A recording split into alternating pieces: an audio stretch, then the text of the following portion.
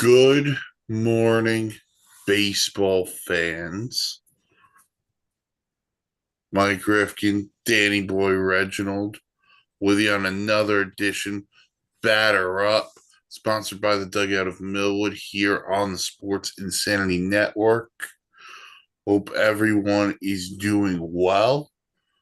And, the weather, most places, unless you were at Citi Field last night where it was freezing cold, but hey,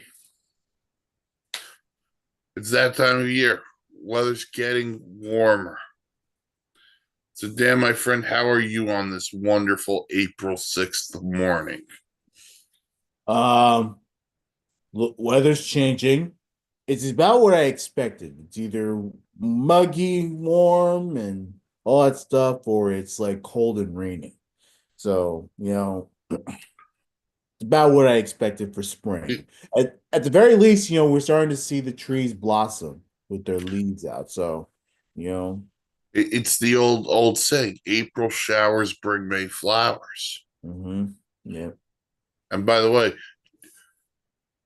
I don't have the Nats worn the New Jersey Connects yet because they got rid of the cherry blossom. They got the blue. Yeah, they went Yeah, blue they on it. wore those yesterday. I think they've worn those a couple times Yeah.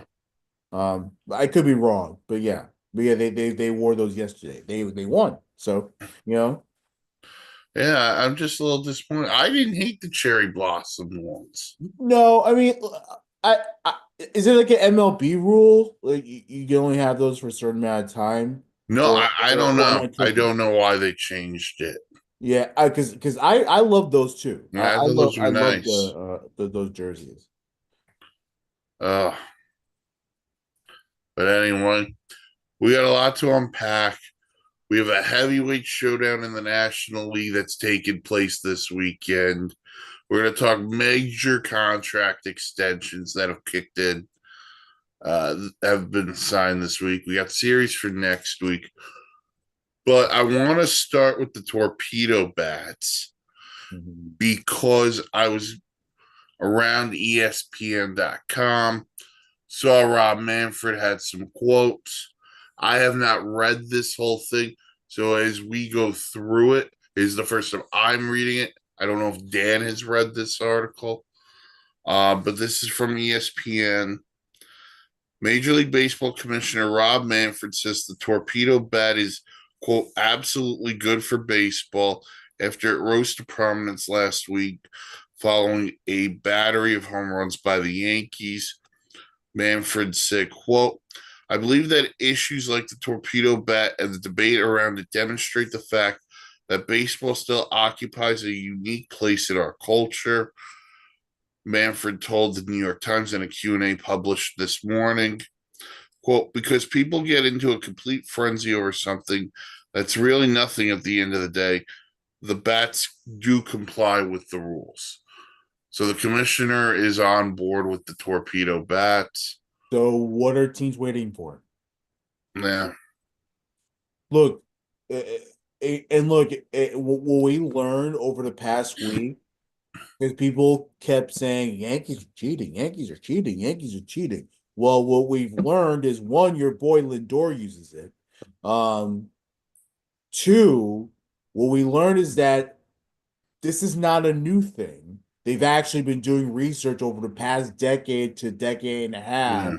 on how they can improve the bats and all that stuff. Because look, baseball is all about getting more scoring, right? Yeah. Because that's been a major problem. No one wants to hit home runs anymore, right? Yeah. So, uh, how do we get scoring? How do we make it more exciting? Let's go. Like why are we so dead set focused on trying to get rid of these bats when we need to embrace them? The people I feel bad for are the pitchers Yeah. because now feels like every rule and every new bat is going against pitch. Right. The pitch clock is against pitching. The pickoffs against pitching. You know, The sticky stuff. the fact that a reliever has to come in and face three batters, and you're gonna see, they'll say it's for pace of game, but let's be honest, why do you want to end the game so quickly? Mhm. Because sometimes it's a lack of offense, and no one wants to sit through a scoreless game through 13 innings. Yeah. So, and I get it. The getting rid of the sticky substances, Mhm. everything you are doing right now has an effect on pitching. Which makes the Cy Young Award a lot more valuable because we're adding more to this, hitting game, right? Yeah. We're constantly adding more. I Mm-hmm. never understood getting rid of the sticky stuff. I personally Right. don't understand it. Yeah, Um, we've had those and conversations. of course, you can listen to past episodes right here on this YouTube channel. We go extensive on the stuff, you know. But you know, but yeah, look, I embrace anything that could help the game of baseball. Yeah. You know, like, look, so what if a team like the Colorado Rockies get an edge because they have torpedo bats? I don't care. I don't, Rifkin. No, It's no, time that I we don't embrace disagree it. with you. You know, And by the way, this wouldn't have become a big deal. Let's be real honest. Had Michael Kay on the Yankee broadcast not said, "Hey, the Yankees are using a different kind of bat," and then we find out, well, other players have used these kinds of bats. yeah. Uh, Meanwhile, there are players who mm. aren't using those bats, and they're still hitting the ball. You know, Look, some people Aaron bet on Judge themselves. doesn't use a torpedo bat. Yeah, there's some players that don't want to use it probably because they know that they're good enough that they don't need it. Now, I'm asking you this because I don't remember if it was ever brought up. Is Stanton's elbow issues due to holding the torpedo bat? I, Someone had brought that's that a up, and I don't speculation. remember if that Like was true. nothing was confirmed. Okay. The last time I read anything about it, nothing was confirmed. It wouldn't surprise me if that was the case. All right. Just to continue, uh, Marlins staffer Aaron Lenhart had developed it. Quote, players have actually been moving the sweet spot around the bats for years, Manfred told the Times, Mm-hmm. but it just demonstrates that something about the game is more important than is captured by TV ratings or revenue or any of those things when you have the discussions and debate about it. Well, Rob, not the time really to talk about TV ratings or revenue or any of those things when you have to do a CBA negotiations coming up. But listen, I get it. But the players are going to say, hey, dude, read this. You said this when it comes to the CBA. So we'll see what happens there. Um, if you want to read the Times piece, Manfred also hit on other topics. Uh, Robot umpires and calling balls and strikes. Won't be here this year, but he's hoping for next year. And that's basically the piece. So we'll see what happens with the robotic umpires. But We definitely need at the very least, the automatic balls and strikes. Um, I'm also not opposed to what they did in spring training, the challenge system. yeah. I'm really not opposed to that idea. Look, Now, I know people are gonna be like, why don't you care about the umpire and the human beings? And I'm like, well, yeah, of course I care about them, but we have the technology to get it right. So get it right. and by the way, if it's just for balls and strikes, remember The home plate umpire is going to have the safe out call at Yeah, home. exactly. It's You not know, okay. So instead of the umpire determining that it's a ball or a strike, it's a computer. Okay. like they need the son of a gun. It was a talking computer, and I forgot what its name was from Jeopardy. Ah, Watson. There you go. Watson. I don't know why I blanked on Watson. Mhm. Ah, all right. So that's Rob Manfred talking about the torpedo bats and some other stuff coming towards baseball.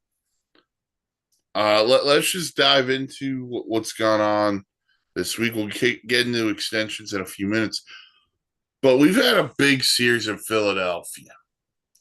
The Dodgers and the Phillies, they split the first two games of that series. Uh, the Phillies are the first team to hand the Dodgers a loss. So, Dan, just overall, do you think those are the two best teams in the National League? And how do you think they stack up? Not against each other, because right now, even though they're playing each other, but just against the rest of the league. Well, I mean, first of all, hats off to Philly. Um, if I'm being honest with you, I didn't think they would start 6-2, but they are. Mm, Um, no, I think it's I think the Dodgers and the Phillies, that's a great National League matchup. You know, man to man, that matchup is tremendous. It's great baseball. It's back and forth, great pitching, great defense, great hitting, like all around.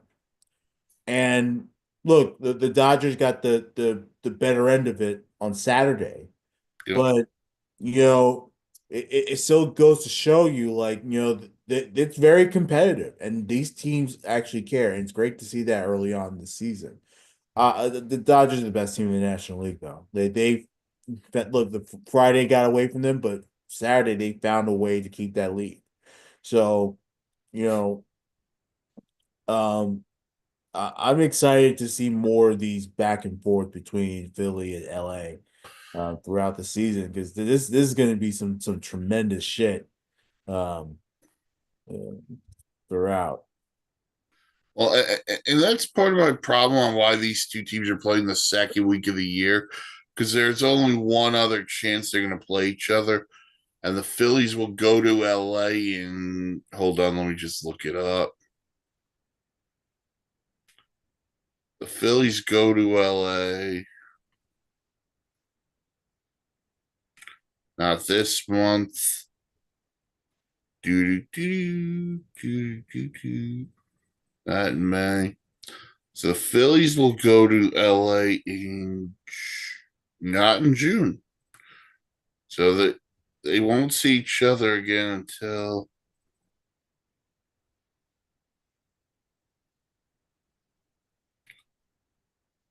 all right. Ooh. The Phillies don't go to LA until late September. So The you're 15th talking, through the 17th. let's just say that they're good throughout the season. That could be, That I could be mean, for home field advantage. that's wild. That is wild. That's some road trip for the Phillies, the Dodgers, and the D But backs. let's see how they do throughout the season. Yeah. Because But I love the dynamic between the two teams right now. I'm with you.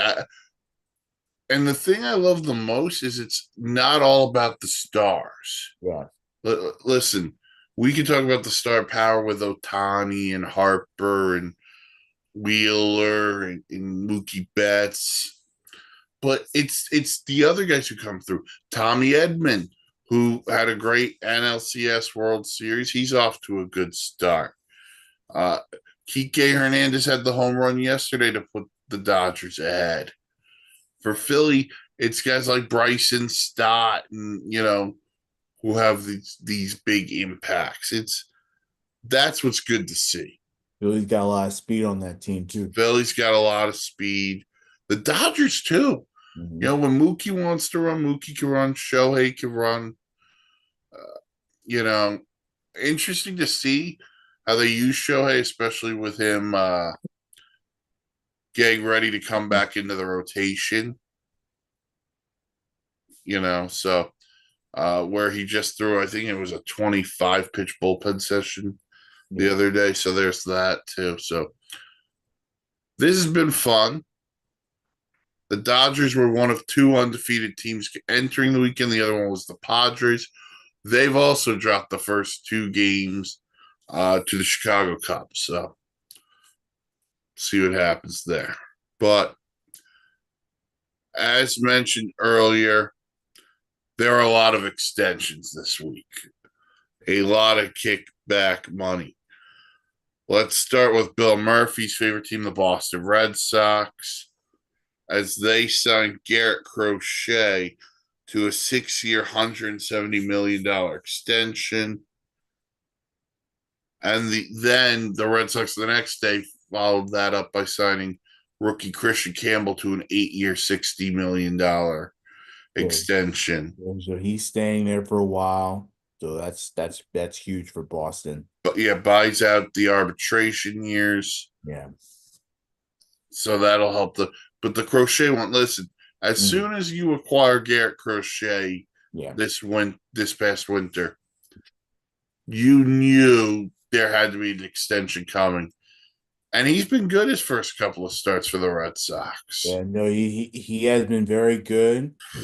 He has 12 strikeouts on the season and just above a 1 ERA. Like this guy so far has been beasting. Yeah. And look, if the Red Sox are very confident that they have something for the next 6 years with him, then I don't blame them for going out there and securing him Mm-hmm. because he has done well. Hopefully, it works out for them, but yeah, and I think it will ultimately because I think he's done a tremendous job so far. Yeah, he's a good pitcher. He's got stuff. Yeah, Just so we could stay healthy. I love the Christian Campbell deal too. Here's a young kid made the team out of spring training, yeah, and and I don't want to sound mean towards young players, but I like the fact that these organizations. So you know what? We appreciate the talent.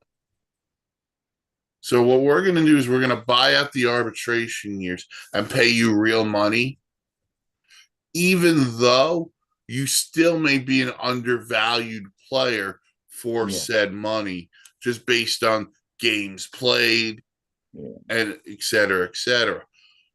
The best team who does it is Atlanta because Yeah, they've done I it was with about to every. say because the Braves already do it. Like Yeah. it's a trend because the thing with Boston at this point, they have a lot of outsiders. What about the homegrown players? Yeah. You gotta build your homegrown players. You gotta keep them here too. Yeah. And so this is the start for them with Christian Campbell, who's off to a really nice start. But again, Atlanta's the best at doing it. Ronald Acuna signed $100 million contract. Ronald Acuna is a top 5 player in baseball when healthy. He's worth way more than that. He's worth way more than 100 million Like, oh bucks. So, my God.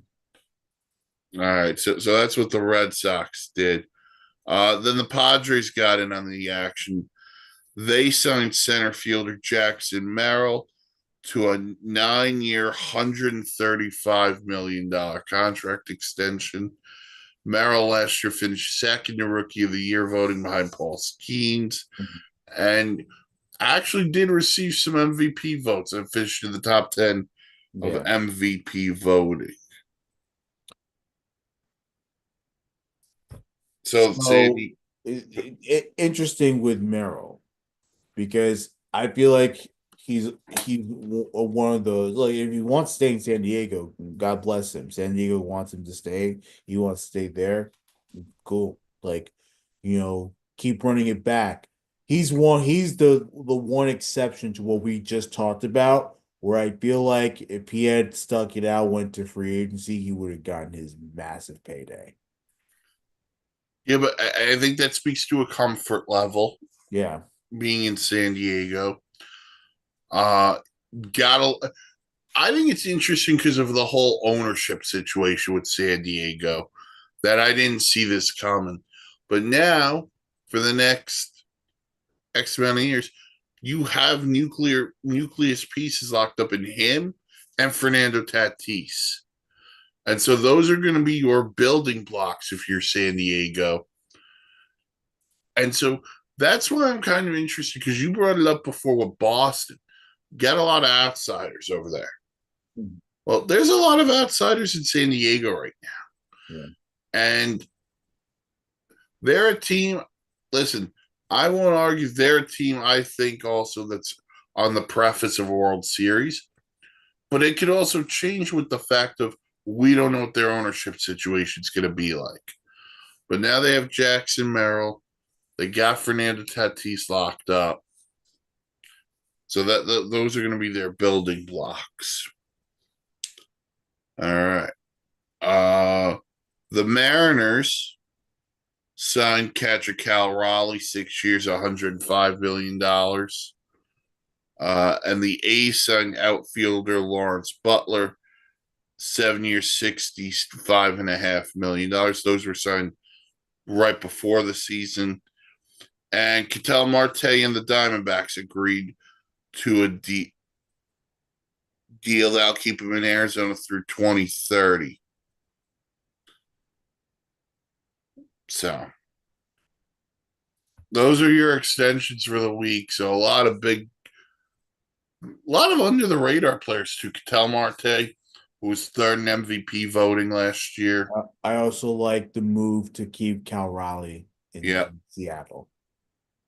Well, Seattle needs anyone who can hit a ball because right now nobody's hitting for the Seattle Mariners. Yeah, my God. Not even my boy Randy Arozarena, Oh, who has been dreadful since he went to Seattle. Like he's gone. It's not like he's terrible, but it's not like he's as popular as he was in Tampa Bay. no, he is. He hasn't hit. Julio's basically been the only guy, Mm-hmm. and they're wasting that young starting pitch. Yeah. They're struggling right now against the Giants, who are off to a really good start. The Giants, the Dodgers, and the Padres, man, off to really good starts. Yeah. I mean, yeah, because when me and Bill were reviewing the Diamondback series against the Yankees, we're talking about that NL West. Like that's a really tough division. We're talking about how the Brewers, when the Yankees faced the Brewers, like, okay, well, Brewers suck. Face the Diamondbacks, I mean, it's no contest here. Like they're light years better. So it just goes to show you up and down that whole division. They have some real superpowers there. It's really outside of the Rockies, every team is got a shot.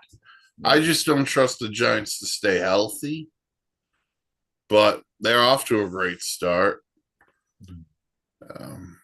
We know what the Dodgers are, and they might be the best roster ever assembled. The Dodgers, they're like the Avengers.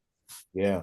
Well, I mean, it starts with Shohei. Shohei decides, let's defer the money and then have the Dodgers have an open book of money to spend right now to win World Series. And people are like, yeah, I'm buying in. But you know what? You're right where it starts, but it actually starts from when they acquired Mookie Betts. Because Mookie Betts going there he was the first guy. Then they bring in Freddie.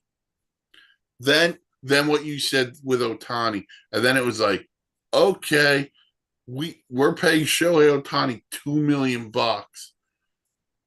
and we could go, hey Tyler Glass now, hey Yoshinobu Yamamoto and Roki Sasaki, come on down, and it's an embarrassment of riches.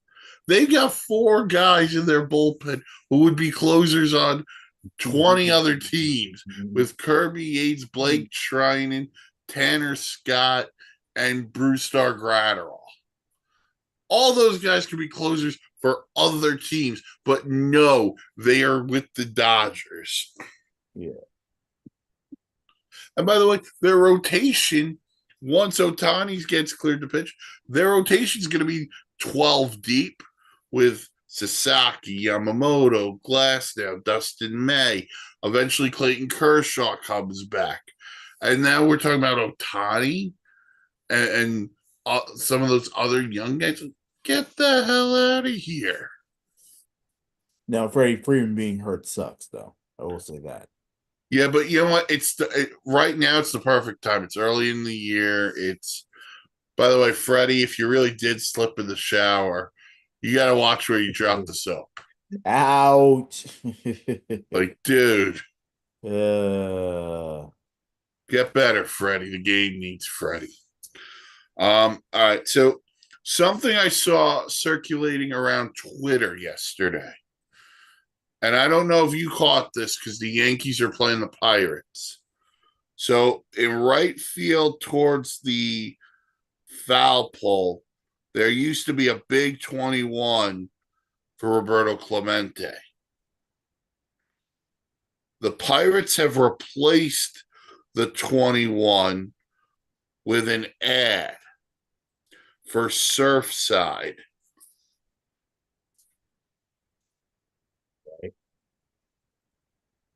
And people online are talking about this. I don't know if you've noticed it, saying it's disrespectful to Roberto Clemente. yeah, I mean, I was too busy watching Trent Grisham hit 2 home runs, so And I was busy reading John Grisham write another novel. Um, but there is still the Clemente statue in front of PNC Park. yeah. But I would say this. I think it's time for baseball. I know Mariano Rivera. Jackie Robinson had 42 retired, and Mariano was the last guy to wear it based on the fact that he was grandfathered in. I think it's time baseball thinks about Roberto Clemente and retiring 21. Yeah, I'm not too crazy about the foul pole losing to 21. I don't care about that. Maybe to Pirates fan. Look, I don't live in Pittsburgh, Yeah. so to Pirates fans, they may feel different, and you have to be considerate of those fans too. Personally, to me, look, Roberto Clemente, I think gets celebrated across the league all day, every day. Like I have a Roberto Clemente cap. Hmm. It's a 21 cap that I have at my my cubicle at work. Um, so I don't know. I'm not really. But again, that's just because I'm not a Pirates fan. Pirates I fan. don't. I guess I just don't understand how that tradition works. But I Hmm. mean, I guess if I was maybe, but I gotta worry about this baseball team that's not playing well. That's my biggest fear right now. Um, Oh, I mean, they are just so yeah, mismanaged. It's yeah. not funny. Yeah, it was rough, watching the Yankees beat the crap out of them the last couple of days. So I'll tell you that much. Um, I will say though, I mean, you're spot on. Maybe we do need a day where we honor Roberto Clemente Well, because he's a yeah. transformational figure in baseball. Like he helped transform the game, and you can't deny that. I don't know if they'll wear 21s all No, around, no, but I'm saying maybe but you retire throughout the league yeah. and do something along those lines. Um, And then maybe you wear 21 patches. Everyone wears a 21 patch. yeah, so something. Because it got me thinking. Because we all have our teams, and we all have our we hold on to the historical aspects of our teams. And so I get where the Pirate fan is absolutely coming from. Now, what I hate the most is you replace the 21 with an ad, which means you made money off of taking off the 21 instead of understanding the fact of, hey, even if you move the patch to the other to left field or whatever you want to do, it's still there. And I don't know if this is a lack of embracement of history on the Pirates' part or it's just pure stupidity, which I really think it is. But it's just not a good look. When you look at who the player was that wore the number, when you look at what they were trying to accomplish off the field and what they did for your organization on the field. So I just wanted to get that out of the way because I did see it on Twitter and wanted to bring it up a little bit. Okay. Dan, if you've got nothing else, we could get into the series for the week. Um, I got nothing else other than to say shame on the Yankees and their shame on Yankees fans, excuse me, Oh, okay. I know where this is for going. saying F Juan Soto because excuse my language, but fuck you. Focus on your team, focus on winning. We are the Yankees. It's about winning and not worrying about the little bro in town. No one cares about I will say this because I was listening to Evan Roberts on WFAN on Thursday. Apparently, there are Met fans who've gone into Yankee Stadium wearing the Soto jersey, that. which has Yeah, started the chant. But yeah. I will say this I actually agree with you because you're the New York Yankees. You're the 27-time World Series champs. Yeah. You are the you are the biggest historical franchise in all of sports. And you're chanting F Juan Soto. One, Juan Soto's not in the building. Yeah. And two, hey, if a Met fan has really irked you that much by showing up to your ballpark, guess what? Tell your brethren to show up to Yankee Stadium. Or is that a sign to Hal? Hey, Yeah. Hal, I can't afford these, $200 tickets or whatever they are now, along with the parking and the food and And if you're so triggered by one Juan Soto jersey, you have a rude awakening coming for the Subway Series when there's going to be God knows how many of those jerseys in the oh my, building. yeah. Like, Juan Soto and Lindor were two of the top 10 selling jerseys over the winter. So you're gonna see them. and what are Uh, you gonna do? Say F Juan Soto? Like, stop being in your feelings and just move on. It's okay. It's okay. listen, when he comes to bat at Yankee Stadium, you want to boo him? Boo him. I Sure. don't care. I have no issue with that. No issues. Boo him. But man, He'll be in right field.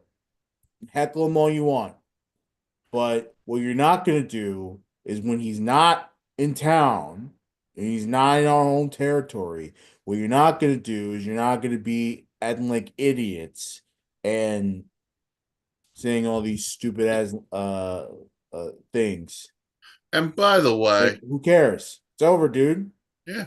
And by the way, I want not Dan, because I know Dan would acknowledge this.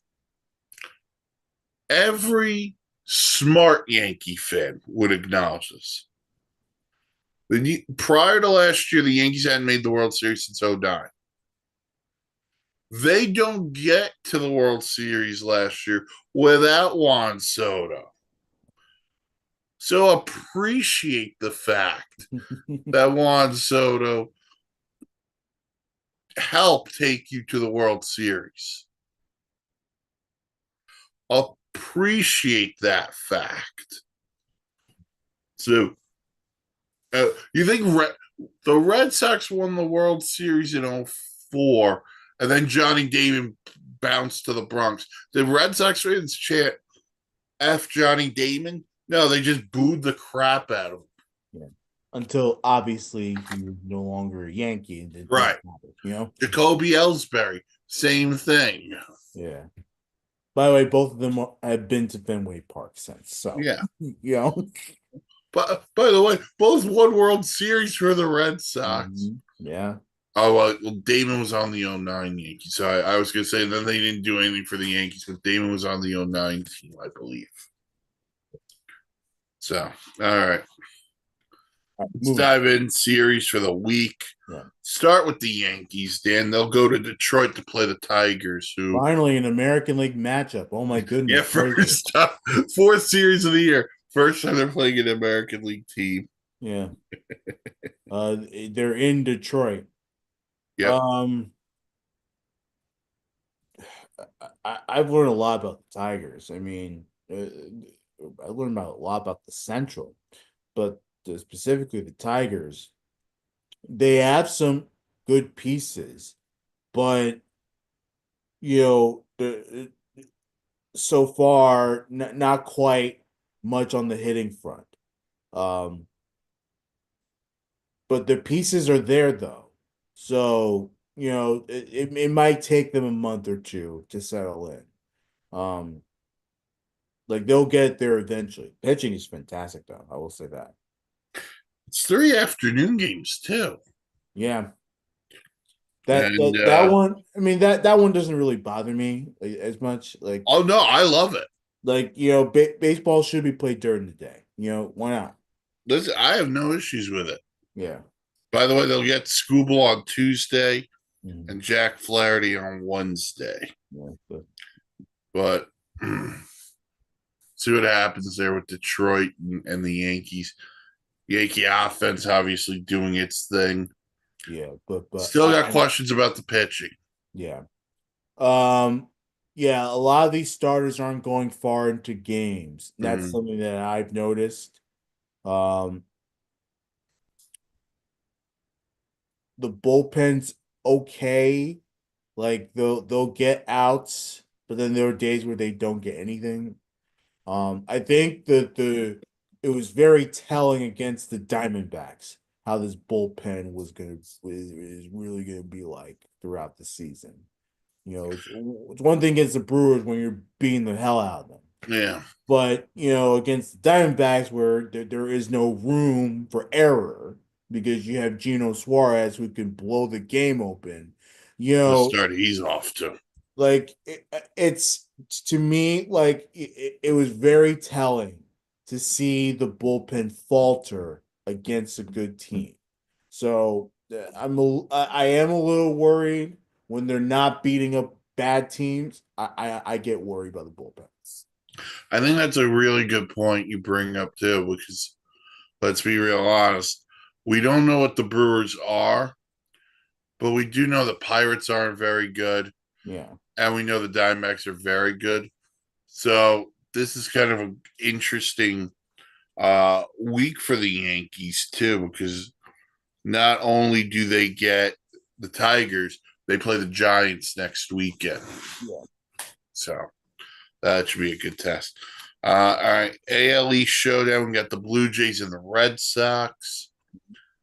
You know, I was excited about the Blue Jays until the Metsies decided to screw with them. Well, the Metsies decided to score some runs. Finally, like holy shit. The Mets were like, "Wake up, Citi Field, the polar bear." I still like this Blue Jay team. I do. Yeah. See what happens with George Springer, who left the game last night. And then there's been reports that they're close to this extension with Vlad Jr. So, Yeah, which by the way, I think he should stay in Toronto. Like I don't want him going anywhere else. Um, mhm. if Yeah, so, anything, go to the National League. But you know, like, but no, he's a fit. He's a good fit for Toronto. Like, get yeah, the job done.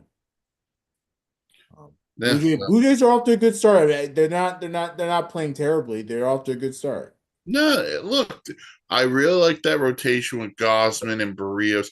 Chris Bassett was really good last night against the Mets, which I think I should have saw coming, but that's a whole nother conversation. And then offensively, if they Yeah, can stay they're healthy, producing. They're they producing are now. the I think they are the most dangerous team in the American League Yeah. if they're healthy. Yeah, look, shame on me for thinking the Red Sox might win the No, division. listen, I like the Red Sox too. Like, holy crap. I mean, Yeah. Rafi Devers seems to have found his game. Um, Wait for Bregman to get hot, and their pitching hasn't been too shabby yet either. So we got that. American League Central, Twins and the Royals. Just because the AL Central's up for grabs, see what happens there. Rangers Cubs interleague battle should Yeah. be fun. Rangers off to a good Rangers off to start a as well. really good start. Maybe I was wrong about the American League. Um, but the Cubbies, Cubbies are off to a great start too. Yeah. okay. Uh, yeah. Philly goes to Atlanta. They're going to play the Braves. Yeah. I mean, the Braves can't get off to a worse start. I mean, I feel bad. I feel bad. I know. Look, they're always banged up. One, but two, like, they can't buy a win. Like, Well, it's no Acuna, no Strider. Oh, on top of that, we're gonna have you start off with 4 with the Padres and 3 with the Dodgers. yeah, well, That's that gonna be was your a brute. first That seven was games. terrible. That was the bad job by baseball. That is Um, just and, insanity. and then it just messes with your confidence a little bit because Yeah. those are super teams out there. Like, there's just no way that they stood a chance. And by the way, they got to go back out there when they go play the Giants. Should have just killed all 3 birds Oh with my one God, stone. brutal. But yeah, I'm with you. Like that is just so unfair to the Braves. All right. Well, then we get the Orioles and the Diamondbacks. Listen, I like the Orioles. The jury's still out on this pitching staff. I'm not there. I'm worried about the pitching staff Yeah, too.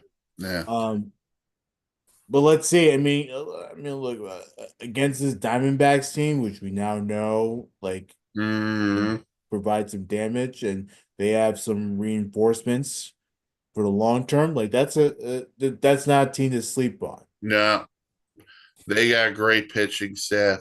That lineup. If Corbin Carroll can stay healthy, Yeah, that's massive for Arizona. yeah. Even AL even West, we even get the Gallon. Gallon is He's between Gallon and Burns. yeah. Like then you go into Merrill Kelly and Eduardo Rodriguez. And Brandon Fott, who's their number 5 starter, has ridiculous stuff too. They are so good. Then in the AL West, you got the Astros and the Mariners. I've got concerns about the Astros, and the Mariners just can't score runs. But again, we knew this coming in. The Mariners couldn't score runs. So what'd they do? They didn't add any bats to help themselves. So it's just a bad job. And then Reds and Giants as well. They just played each other, I think, opening week. So Yeah. now the Reds go to San Francisco. And then next weekend, Royals, Guardians, top 2 from the Central last year. Giants, Yankees, we brought up. Blue Jays Orioles should be fun. Tigers Twins, again, top of the AL Central. Brewers Diamondbacks, which is a playoff rematch from a couple of years ago. Then you've got the Rangers going to Seattle after Houston, and the Cubs and the Dodgers rematch it up after their Tokyo series. So we got great baseball coming.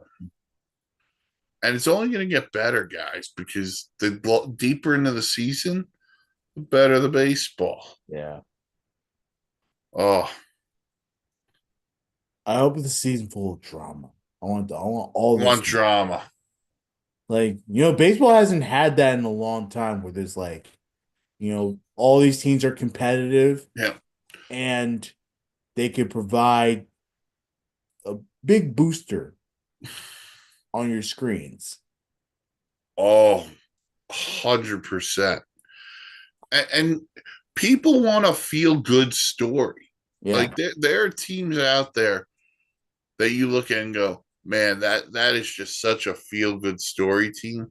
The Orioles a couple of years ago, when they finally broke through, that's a feel good. The Diamondbacks going to the World Series, that was feel good. So